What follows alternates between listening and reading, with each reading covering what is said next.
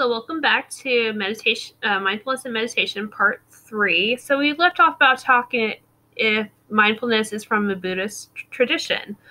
So there are, while it is an aspect of many religious and spiritual traditions, there is nothing inherently spiritual, religious, or anti-religious about mindfulness. So in the presentation, we focus more on mindfulness being secular, meaning non-religious practice to enhance well-being. Another one people say is I don't feel comfortable practicing mindfulness. It's just not my type of thing. So no one should be forced to practice mindfulness if they do not wish to. But it's helpful to bear in mind that mindfulness does not need to have anything to do with yoga or meditation postures or spiritual ideas. It is a practice for the mind and body which can be totally invisible to the outside world. So meaning like if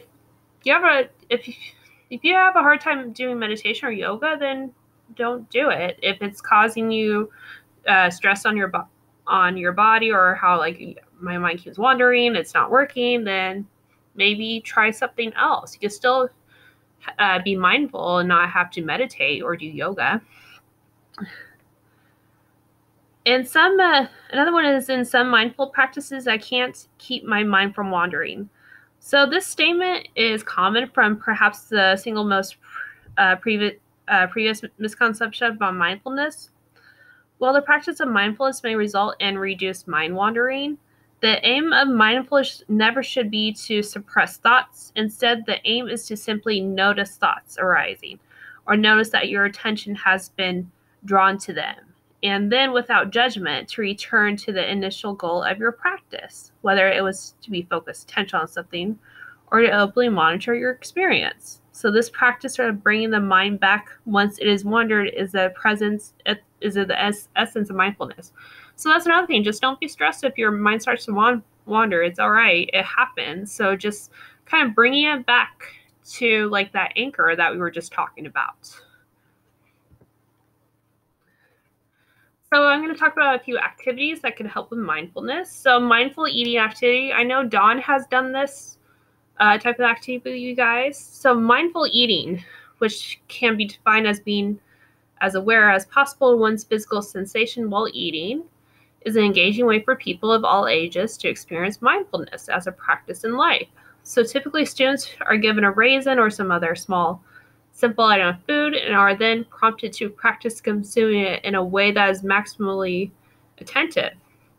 So mindful eating is used in clinical psychology as a supplemental treatment for overeating, and thus may be helpful in developing students' physical awareness and impulse control. So some of these slides are actually from a training for mindfulness in the school. So if it talks about like a school setting, that's why. But it can be used in our daily lives as well. So example prompts for mindful eating activities. So hold a raisin before eating it.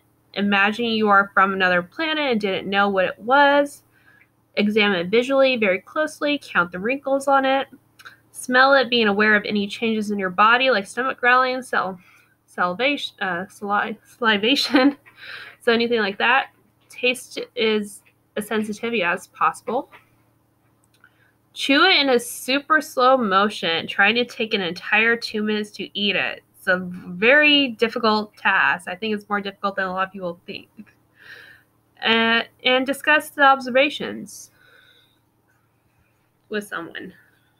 So that's an example of like a mindful eating. So that could be an example of like an informal practice that we've talked about.